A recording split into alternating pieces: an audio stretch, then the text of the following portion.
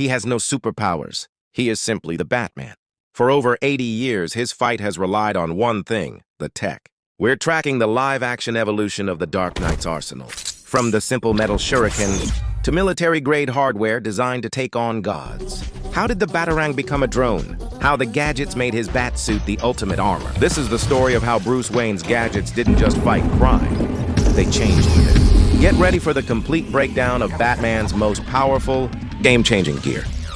Did you know in The Dark Knight, Batman bent a shotgun barrel like it was tin foil? This is the pneumatic mangler, a gauntlet so strong, it bent a shotgun in The Dark Knight and shredded Scarecrow's van. A hidden weapon that lets Batman crush metal like it's paper and rip apart cars.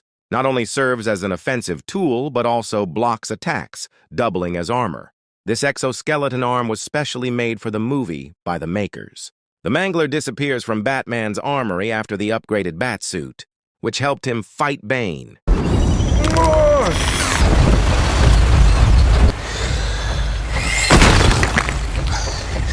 Not bad at all. This thing gave Batman Superman-level strength. In the movies. Okay, maybe 1950s Superman strength. The Sonic Bat Caller, a Wayne Tech animal control tool. With my belt gone, I'm down to a blowgun, 3 darts, and an unofficial invention of Wayne Electronics. Took me weeks to find the right ultrasonic tone. A tone that acts as an attractant.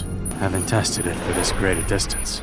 Weaponized by Bruce to emit high-frequency pulses to summon an army of bats. For this frequency would need to be precisely tuned to local species. What is that? A wing cloaking device, but it had some glitches. Apparently it's a beacon for certain winged mammals. What winged mammals? This gadget is used for distraction, escape, and intimidation. In Justice League, he upgraded this device to Parademon Scrambler, tuned to their mother box frequency, to lure them. It was also mentioned they will self-destruct later. Basically, he hacked their alien Wi-Fi and cranked the volume to max, which made their brains self-explode once Bruce cranks to its maximum frequency. EMP guns and weapons. When you're facing down a city full of armed thugs, a militarized police force, or even an entire league of assassins, sometimes stealth and strength aren't enough. Sometimes you need to hit the off switch. That's why for this, Batman has category of technological terror. Batman's EMP weapons. In the Christopher Nolan trilogy, Bruce Wayne retrieves a shelved Wayne Applied Sciences project, a compact electromagnetic pulse emitter designed for the military. Its purpose? To disable enemies' electronic systems in a flash, and it's devastatingly effective. He uses a handheld version to black out a room of League of Shadows members, and then a massive one mounted on the Tumbler that completely kills the power to the elevated monorail to deliver a city block-sized pulse, stopping Ra's al Ghul's plan dead in its tracks. In Batman Arkham game, we see similar gadget with a specialized upgrade, the Disruptor, a remote electrical charge gun with EMP attachment. Now I should be able to bypass the security on the server room door. This is the trilogy's concept distilled into a precise reusable tool. Batman can fire a charged shot that doesn't just disable an enemy's weapon. It delivers a localized electromagnetic pulse. If Batman uses the Disruptor twice on the same enemy weapon, the weapon will explode.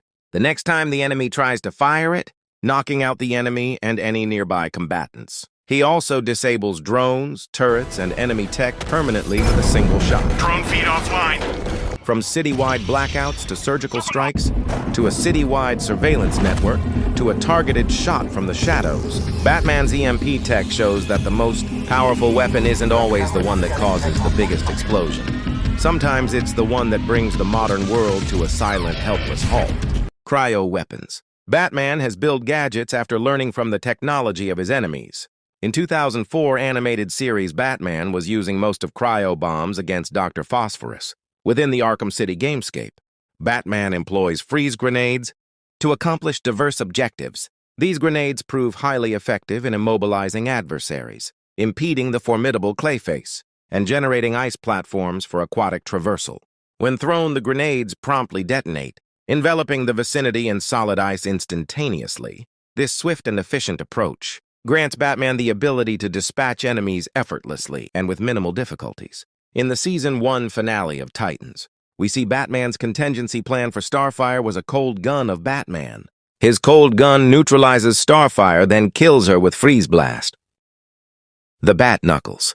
Batman's fist-mounted tech proves that sometimes the most intimidating gadget is right on his knuckles. First, the XE suit from Arkham Knight, outfitted with fist-mounted lasers for cutting through tanks and enemy armor. This is Batman escalating against a private militia. Then, the branding knuckle from Batman v Superman, a focused thermal emitter designed not to kill, but to mark criminals as a permanent psychological weapon. And finally, the fist-mounted energy projectors from DC Universe Online. For when the threat is so big, Batman needs to fire thermocharged laser blasts. In comics, it can even project blade-like lasers. We see the thermocharged knuckles again in Assault on Arkham movie. We also see Keaton's Batman wrist laser in The Flash, for breaking out of secret military base.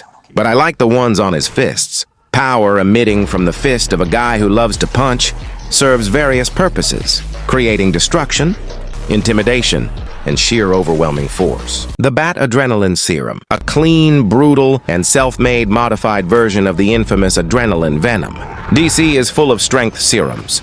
Mirakuru, Viper, the raw and variant of Venom that creates monsters like Bane. But Batman has made a special adrenaline for himself, a strength-enhancing serum. We've seen other versions of Venom before, like the lethal Viper drug in Gotham series, but it'd kill the user after some time. In later episodes, it upgrades into Venom. But in the Batman movie, his version doesn't have any side effects like Viper, Venom, or Lazarus Water. Batman takes a shot of this healing portion, which revives him in the final battle of the movie and gives him superhuman strength and stamina, and also increase his health power.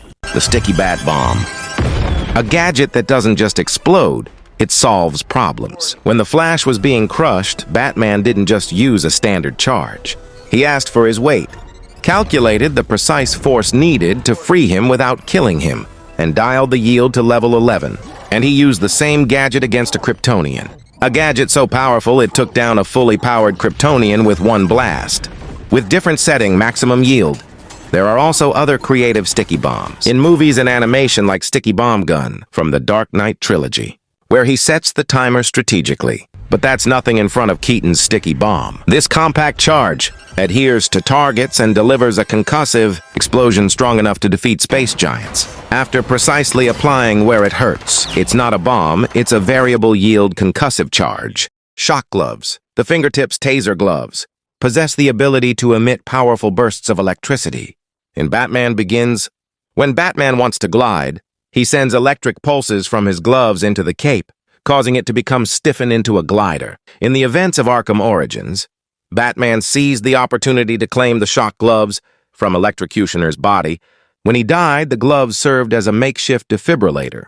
When Alfred's heart stopped due to debris dropped by Bane, Batman utilized the shock gloves to revive Alfred by delivering an electric shock.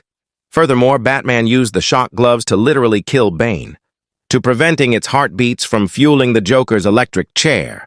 Batman further employed the gloves to restart Bane's heart. After the Joker's departure, in the course of Cold Heart, Batman's gloves gets an upgrade, taking down enemies with thermocharged shock. The shock gloves in Arkhamverse granted Batman the ability to bypass the defenses of enemies, equipped with shield stun batons. Additionally, they allowed him to short-circuit certain environmental objects. Even armored enemies proved vulnerable to the penetrating capabilities of the gloves. In the Batman 2022 movie, Batman gives high-voltage shock to thugs from his fingertips, which we see at the beginning of the movie. When the fists weren't enough, Batman needs more than a punch. His gauntlet channels pure energy. These are Batman's most powerful energy blade gadgets. The tactical gauntlet blades from Zack Snyder's Justice League. These are the sharpened, glowing fins of the tactical Batsuit, designed to withstand and counter the overwhelming alien might of the parademons. These blades channel a kinetic charge, enhancing striking power and turning a defensive block into a lethal, armor-piercing counterstrike. Similar gadgets have also appeared in games like the Injustice and Arkham series. Collapsible Bat Saber found in the Brave and the Bold series, bearing a striking resemblance to the lightsabers from the Star Wars universe. This sword proved invaluable when Batman confronted an army of Clock King's unleashed robots, the Bat Drones. Everyone's talking about Mr. Terrific's flying spheres in DCU, Chapter 1. But let's give credit to the OG of superhero drones, Batman. Long before the Terrifics, the Dark Knight was deploying his own unmanned tech. In Batman Returns 1992, we see the first live-action Bat drone, a remote-controlled bat-shaped Zeppelin with a camera. Tim Burton was ahead of his time. In Arkham series, the remote-controlled Batarang was a precision drone. The iconic remote hacking device, RHD, Batman's go-to for hacking enemy drones. This is the gadget that defined modern Bat drones. Then the thermocharged Bat drone in Arkham Knight.